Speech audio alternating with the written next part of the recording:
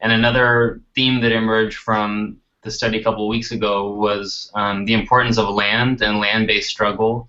And I know that it connects a lot to the work that you're doing now, the piece that you're leading in movement generation.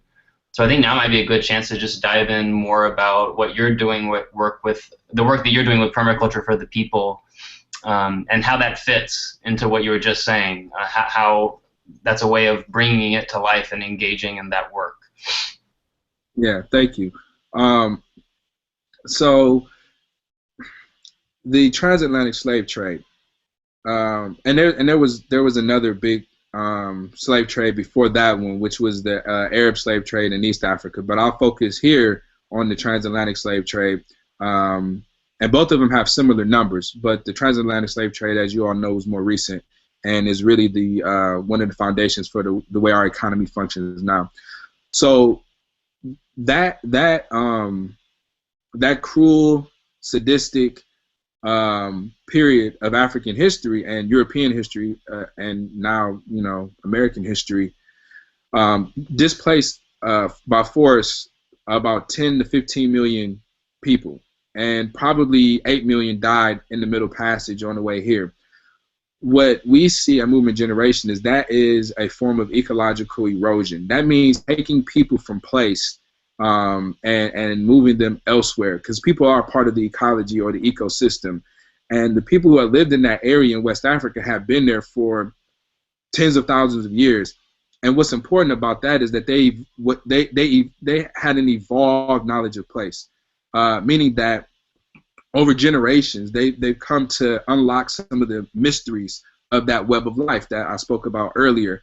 And therefore, the people had an intimate understanding of the land, its seasons, where water was, how to live in right relationship, on the ecological tip.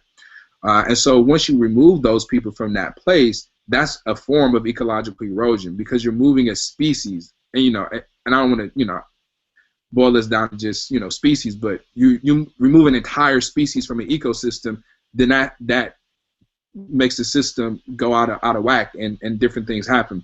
But then not only did they remove us, they also removed natural resources as well, and that really got ramped up through the colonial experience.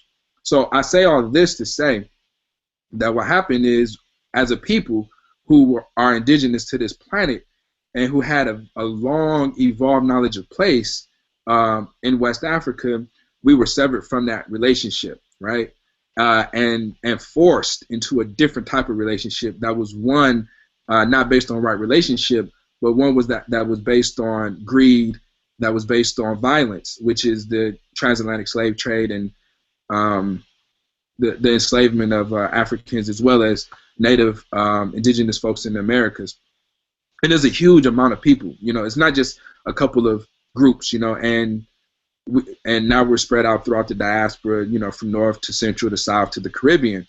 But in that process, our relationship to land changed drastically.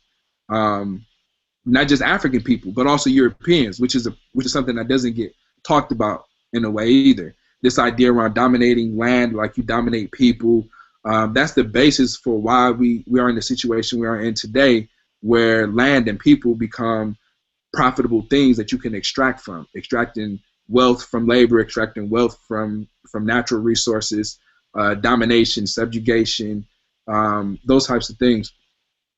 And so as African people in this land, we've come to have a very complicated relationship to land.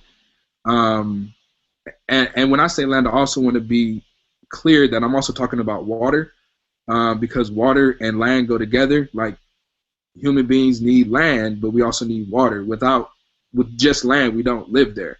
We always need water, and that's an important piece to always keep in mind. And so our relationship has been drastically changed to the point now that a lot of the descendants of those folks have an adversarial relationship to land, right? That we've been forced to do something, and our relationship with that land has changed from one that was sacred to one that is now traumatic, right? So we carry that trauma with us today.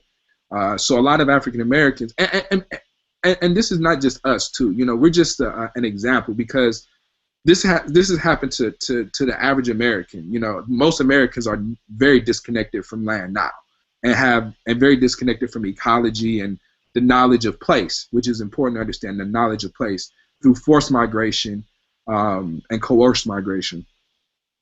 So so for us being disconnected in this way, and having our culture have this big experience of trauma, when we think about where we're at right now, and we think about the social injustice that we face, it's really important for us to understand that there's some healing that needs to take place.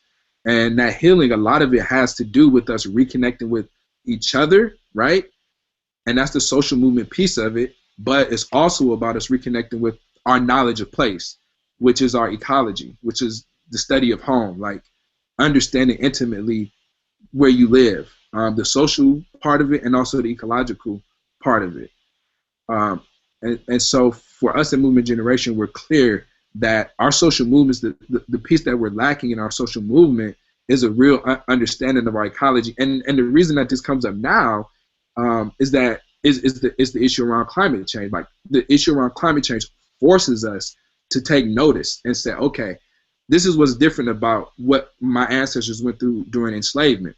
During enslavement, carbon in the atmosphere was not what it is today. And so the reality that their climate was changing rapidly and whole species were going extinct wasn't that reality. This is our reality. And so our reality today calls for us to really put ecology at the center of our healing and our well-being. And so with our Permaculture for the People program, it's one of those projects where we're really intentional about reconnecting with land and culture, and kind of restoring our labor to a purposeful use, which is tending to the earth and restoring and repairing.